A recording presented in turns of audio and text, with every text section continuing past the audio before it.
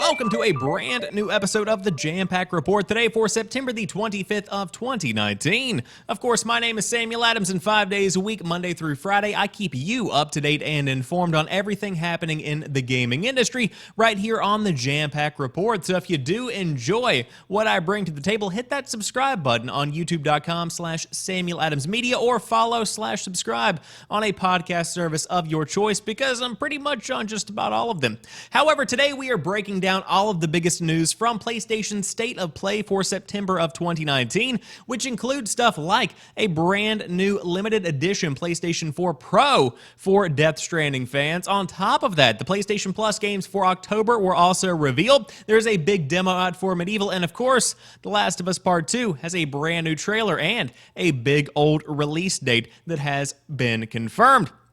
We will talk about all of that and more. Of course, for those that aren't PlayStation fans, I've got news about Nintendo, Xbox, and on top of that, a Fallout 76 wearable that has been recalled because, hey, it's moldy. That's right, we will talk more about that. However, I do hope you enjoy what I bring to the table on today's program, but without further ado, let's go ahead and dive into today's top gaming news. First off, The Last of Us Part 2 lands on February 21st of 2020. Ellie is ready to kill every last one. The Last of Us Part 2 will hit PS4 on February 21st of 2020. Part 2 takes place a few years after the events of the first game, which became an instant narrative and mechanical classic at its launch in 2013. The sequel stars Ellie, who is now 19, in love and seemingly bursting with rage. See, she wasn't the star of the original game, instead following her older companion Joel across the moldering ruins of humanity and through hordes of fungus-infected humanoids. Joel is in Part 2, though he hasn't been featured in any media for the game since its reveal in 2016 until today's trailer. And of course, you can check out the trailer if you did so choose in the article and also on the official PlayStation YouTube page. As the protagonist, Ellie has a range of weapons and defensive moves at her disposal, including guns, machetes, and bows and arrows, as well as the abilities to lie prone and crawl under objects like cars. Sony and developer Naughty Dog revealed Part 2 in December of 2016, and they have distributed just a few scraps of info about the new game since then. However, what we have seen so far has been unforgivingly violent, featuring cultish torture scenes and bloody one-on-one battles. Part 2 is set in Seattle, and it introduces a new cast of characters to Ellie's world, including at least one love interest and a jealous ex. The release date and a fresh trailer were revealed during Sony's State of Play, as you can see by the burn on the official trailer right here. But overall, very impressed with what I saw from The Last of Us Part 2 today during the State of Play. For those that don't know, again, this game is pretty much the one last call, in a sense, for PlayStation 4's generation, because this is pretty much the final big shebang, if you will. This is the grand finale of what the PlayStation 4 has to offer. Now, that's not to say it's going to be the last big game, but it's the last big game with a build up all the way until its release, in the same way that we have been seeing build-ups to games like Spider-Man and God of War. This is the last big headline game that people can pretty much expect to see, and Naughty Dog is absolutely knocking it out of the park with this one. From the aesthetic and the graphics all the way down to the writing and the gunplay, it all looks phenomenal in the trailer and the gameplay that we have seen. Now, during the State of Play, you did get some more details as to what's happening in the story. A bit too much, in my opinion. I think a bit much was given away in terms of what could have been saved to be explored and discovered during the story. But with that being said, you can watch at your own risk. We will cut it off right there.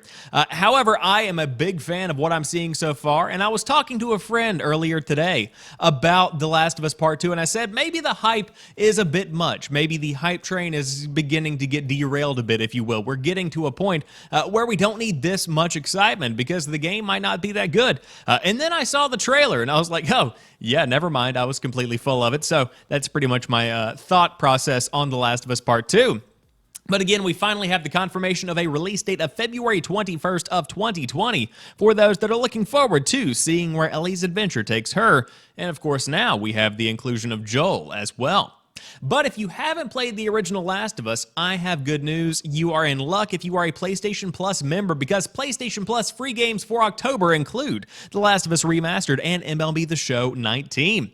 PlayStation Plus members, we have a really big month for the October monthly PS4 games lineup to keep you entertained this fall. As announced on State of Play, we are including two major blockbuster hits from worldwide studios with The Last of Us Remastered and MLB The Show 19.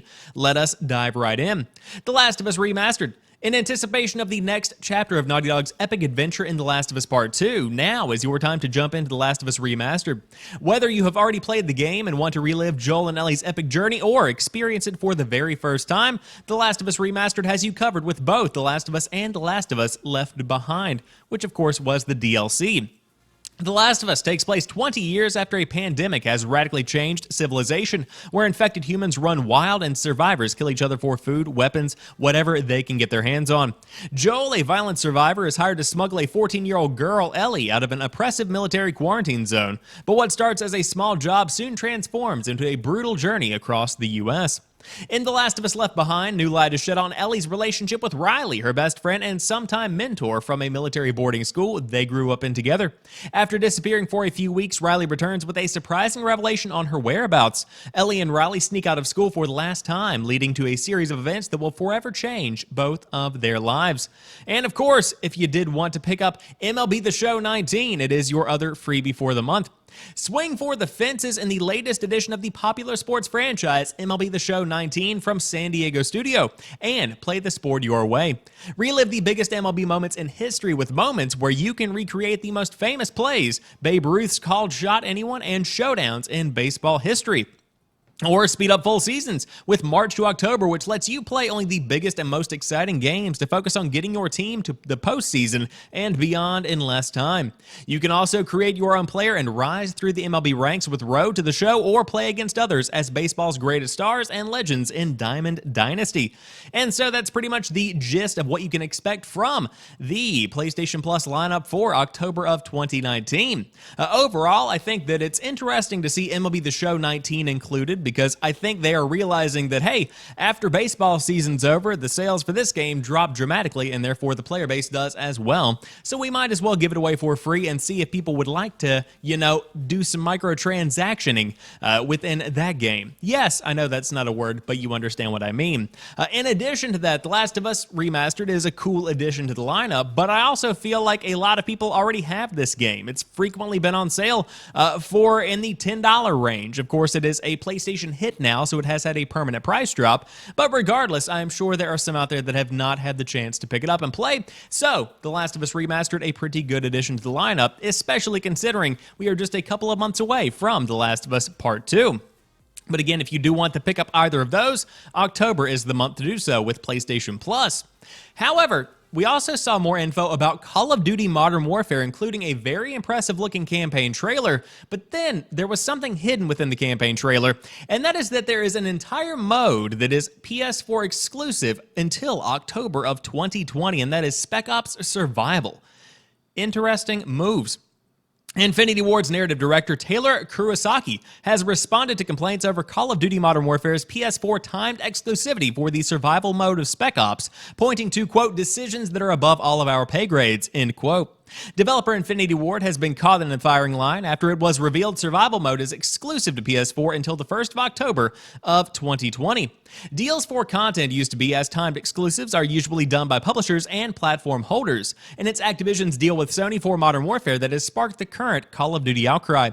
Responding to angry Call of Duty fans on Twitter, Kurosaki insisted Infinity Ward was simply trying to create the best Call of Duty game it could and downplay the significance of survival mode's exclusivity. We do our best every day to give our players the best experience possible, he tweeted. There are decisions that are above all of our pay grades that have to be considered. I understand your feelings, but this is much better than others I have seen. There is currently much debate about survival mode and how much content the Spec Ops portion of Modern Warfare will offer at launch. Kurosaki confirmed survival is the only part of the game given over to timed exclusivity and insisted it is a sliver of Spec Ops. Survival is 1% of the game, he continued. The other 99% is simultaneous day and date across all platforms. I'd rather have everyone playing 99% of the content at the same time than 100% of the content sometime later. Kurosaki's comments rekindle memories of Black Ops 4 and the apparent tension between developer Treyarch and Activision over its post-launch monetization. The dialogue around Black Ops 4, which is generally considered to be a solid Call of Duty in gameplay terms with a successful BR, is mostly about the lack of value in its season pass, pay-to-win accusations, loot boxes, and offensive microtransactions. The situation with BO4 prompted concern about how Modern Warfare would be monetized and divided up in post-season pass, cross-play-enabled world.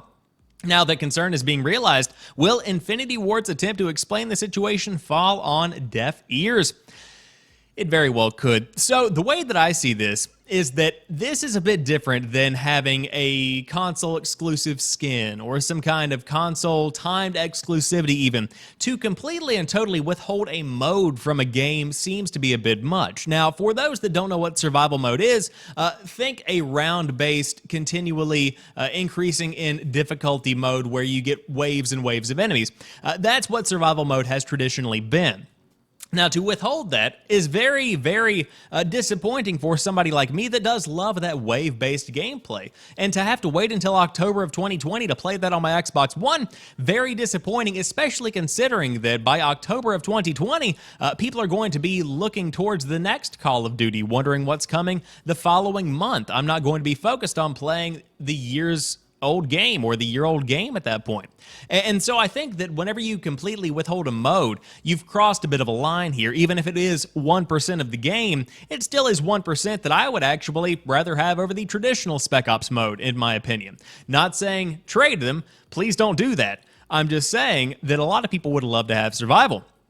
Now, again, I am always somebody that is on the side of the developers when it comes to doing what is best for the game. I think that in most cases, if developers and development studios genuinely care about the project they are working on, they will do what is best for the project. And in this case, if you put yourself in the developer's shoes, you can kind of see where they were coming from with this. Because if you are given two options, one being to have a season pass with timed exclusive content on the PS4 or to just withhold a mode for 1 year, that is a very minuscule part of the game, I would probably go with the mode as well. I think Modern Warfare, specifically this year's game, is going to be benefiting from the fact that there is no season pass, and you do have more continual updates to the game across every platform. But at what cost? It looks like the cost of survival mode on the Xbox One and the PC. But if you do want to dive in, the game is coming out on October the 25th. I have still pre-ordered. I pre-ordered on the Xbox One because I've been playing a lot of the Xbox One X, and I thought that I would go ahead and give that one a shot. But man, was this just a kick in the teeth whenever I saw that survival mode was going to be withheld. Not a big fan of that one. Not a big fan of that one at all. But if you do want to get a brand new console and play Modern Warfare with the survival mode, then the PS4 Pro could be the one you get. And if you do want to get that and Death Stranding, guess what? There is a brand new special edition, limited edition even, PS4 Pro and controller with pre-orders up right now. PlayStation's latest State of Play brought a lot of news and trailers for upcoming games, including Kojima Productions' Death Stranding. It's slated for release on November the 8th alongside a newly revealed PS4 Pro bundle with a limited edition 1TB console, DualShock 4, and a physical copy of the game. And you can pre-order now if you did so choose. Of course, here is an image of the limited edition PS4 Pro, which will run you $800. It has a gold translucent DualShock 4 with the Death Stranding logo embossed on the touchpad. Then on top of that, you've got a reverse Oreo PlayStation 4 Pro with white, black, then white on top with two handprints from the demon baby people that crawl around in the world of Death Stranding right there on the top of the console. I must admit, it looks weird, but classy. Kind of like Hideo Kojima. But the PS4 Pro is white and black with oil-stained handprints on the top. The DualShock 4 is translucent yellow. Kind of looks like pee, but I'm guessing it's based on the amniotic fluid found in Death Stranding's BB pod. It also has the words Death Stranding printed on the touchpad. So, of course, if you did want to pick up the brand new limited edition PS4 Pro to go along with your copy of Death Stranding, then bundle them together for $400 and get you something that you can resell on eBay at a much higher price in a couple of years, if I'm being honest with you. When it comes to these special editions of consoles, I'm not really a big proponent of them.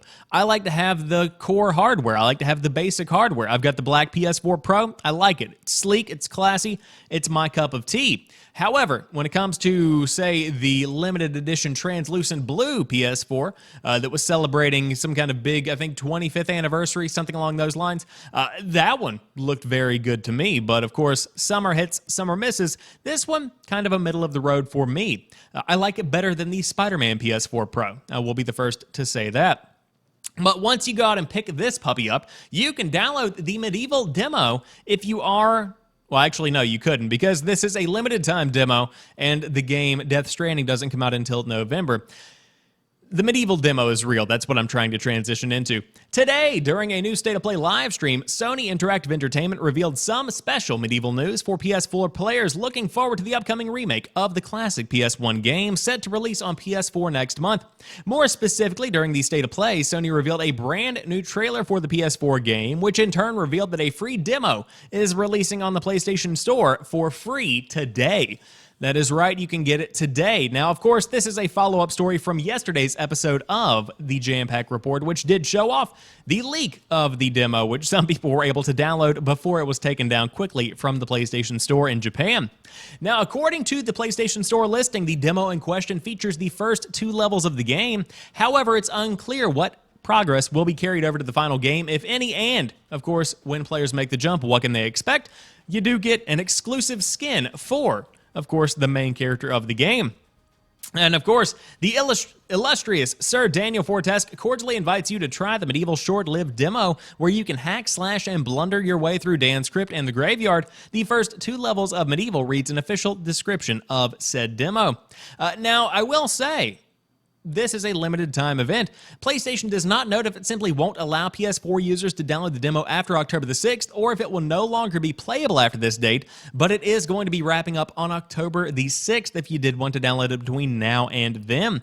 The upcoming remake of MediEvil is set to release on the 25th of October for $30 upon launch, and of course there's plenty of news over on Comic Book if you did want to check out all of the rest of the rundown for MediEvil. Now, I'm not a big nostalgic fan of MediEvil, of course. That's pretty much the fan base that this game is catering towards, but I might dive in on the demo, which I think is a pretty good move on their part.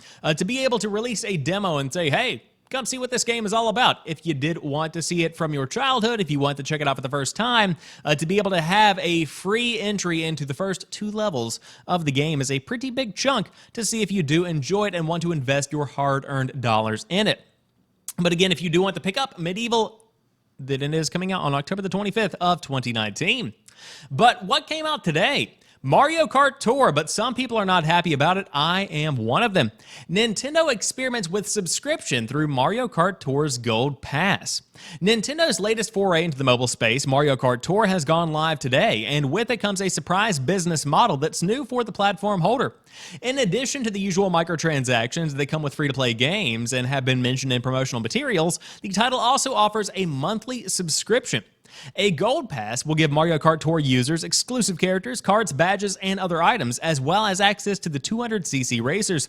It costs $4.99 per month, which, as our friends at VG247 point out, is more than the $3.99 the company charges for Nintendo Switch Online, a service that grants access to the online multiplayer for all Switch titles, plus a growing catalog of SNES and NES games. It's also the same price as the newly launched Apple Arcade, which offers more than 100 games with no in-app purchases. A 2-week trial is available with more details on the terms and conditions found on the game's website. But this appears to be the first time Nintendo has attempted a subscription model for a single game, something devs of both games and broader apps have been exploring for a few years now. It's a further sign of the platform holder finding its feet on smart devices, but are they being a bit too bold with their movements? I would say they very much so are. So make no mistake, this is literally a pass to earn more in your game for Mario Kart Tour. And the way that I see it, and the way that I am kind of feeling the vibe from the overall gaming community, is that this game has been monetized way too heavily. You can't do a $5 subscription on top of a game that is riddled with gotcha, gimmicks and microtransactions. That's not how it works. especially when it comes to Mario Kart. The big question that I'm left with is, will this actually work? Will people go out and pay $5 a month to get more in-game rewards? And if so, what kind of precedent does that set for not only the mobile industry, but also the gaming industry overall? If you do have a free-to-play model, such as something that includes a battle pass like Fortnite, could you charge double and then double the amount of time and the pacing of the rewards that you get? How would that pan out in the long run? Lots of big questions here that could have big implications for the gaming industry overall. And to be quite fair, I've heard the controls are horrible for Mario Kart Tour. I have not seen too many positives in general for a game that is essentially meant to be played on your mobile phone while you're going about your day, at work, pooping, whatever you might be doing. I don't think this one is really going to be worth your time, and I'm not going to support it because of the very hostile business model that has come out surrounding the game. Normally, I'm pretty lenient on these things, because I understand devs got to make some money. This is a really good way to do that, but this is a bit much. You can't abuse the consumer. You can give them options, but you can't abuse the consumer, like locking the entire 200cc racers behind the paywall on top of stuff like characters, carts, and badges. I don't like it. I don't like it one bit. However, you know what I do like? Project xCloud. And guess what? You can now sign up for xCloud game streaming preview from Microsoft. Available in the coming weeks in the US, UK, and Korea. Microsoft is starting to accept registrations for its upcoming Project xCloud game streaming preview. The software giant is opening applications in the US, UK, and Korea today, and you can sign up right here. Microsoft has not put out a specific date on the xCloud public trials other than October, and the company is planning to send invites in the coming weeks to a small number of participants. Microsoft is keeping its initial preview program small and select, even down to the number of games that xCloud testers will be able to play. Quote, in the first phase of the Project xCloud public preview, featured games will be Halo 5 Guardians, Gears 5, Killer Instinct, and Sea of Thieves, explains a Microsoft spokesperson in a statement to The Verge. For initial testing purposes, we aim to gather insights from engaged and active players from those communities. We will continue to expand our content catalog over the course of the preview and will share more details in the future. If you do want to test xCloud, you need an Android phone or tablet running 6.0 or above with Bluetooth 4.0 support, a Microsoft account, and a Bluetooth-enabled Xbox One controller. Microsoft is launching a new game streaming app that will be available on the Google Play Store, but only beta participants will be able to sign into the app. Microsoft is also working with some carriers to test xCloud out on mobile networks. A 5G partnership with SK Telecom in South Korea will begin in the coming weeks, and Microsoft is also forming technical partnerships with T-Mobile in the US and Vodafone in the UK to better learn about how to optimize xCloud for mobile networks. Microsoft still is not disclosing any launch plans or even a business model for xCloud as of yet. The company appears to be taking things slowly, and the trial will continue until it hits Microsoft's standards for quality. A separate game streaming feature for Xbox One is still being worked on, which allows you to stream all of your own games to your phone, but Microsoft promised at E3 this would also be made available for preview in October. But xCloud, very, very intriguing stuff here, depending on how well it actually works. And of what I heard from E3 and the testing that was done there, it's actually very solid. Of course, for those that don't know, this essentially turns every device that has a screen into a way you can play a Xbox game or a Microsoft game, something along those lines. But this is incredibly appealing for somebody like me that might not necessarily be home a lot, but that still wants to get in a gaming session. And especially as you see the value of Game Pass being truly brought into its own, the ability to play those games anywhere and to be able to have cross saves, cross play, is incredibly invaluable going into the next generation. Because I'm not a big fan of streaming to begin with, but I am very confident that it is going to be a big part of the way that we play games in the future. I would say that it's going to be pretty much on par with how you consume content, whether you go and pick up a physical edition, get the digital edition, or you stream it from a service. I think those are going to be the three options instead of the two that we currently have in downloads and, of course, buying physical at store. But if you did want to get in, again, you have to have an Android phone running 6.0 or higher, a 4.0 Bluetooth compatibility with that device, and on top of that, a Microsoft controller for the Xbox One that has Bluetooth compatibility. But again, you can sign up on the official link, which is in the article down below. However, for fans of Fallout 76, you might be able to, at some point in the future, stream the game to your tablet, but you shouldn't be wearing your Fallout 76 wearable helmet because it could get moldy. That's right, it could get moldy. The Nuka-Cola themed helmet was sold at GameStop, not included with the collector's edition, mind you. A collectible helmet produced to celebrate the launch of Fallout 76 is being recalled because it contains dangerous levels of mold. While no incidents or injuries have been reported at this time, consumers are urged to contact the retailer and return the product for a full refund. The helmet, produced by Chronicle Collectibles and sold online by GameStop, originally retailed for $150. According to unboxing videos on YouTube, the Nuka-Cola themed helmet is nearly identical to the standard gray helmet included with the Fallout 76 Collector's Edition. An announcement made by the United States Consumer Product Safety Commission website warned that the inner liner of the helmet can contain dangerous levels of mold. Quote, mold can be present on the fabric insert inside the helmet, posing a risk of respiratory or other infections in individuals with compromised immune systems, damaged lungs, or an allergy to mold, states the recall notice. Around 20,000 units were made. This is not the first issue related to a Fallout 76 collectible. Of course, we know about the various bag issues that people have had on top of that. The collectible helmets were not necessarily up to par, but they were fine as compared to the other issues the game itself faced. What a launch bungle for the team at Bethesda for Fallout 76. But to see the moldy helmets, number one, I wanted to mention it because, hey, if you have one, take it back. Don't risk getting some kind of mold infection in your lungs or something along those lines. But on top of that, very unfortunate to see that continues the decline of Fallout 76, which saw a bit of a boost around E3 whenever they brought the BR mode into the mix, but has since kind of simmered back down, but still has a pretty vibrant fan base of what I can gather. But again, if you did buy the $150 Nuka-Cola themed GameStop exclusive Chronicle Collectibles head, you know, the Fallout head, helmet, if you will, then by all means, take that sucker back, get your money back, and hey, don't get mold issues in your respiratory system.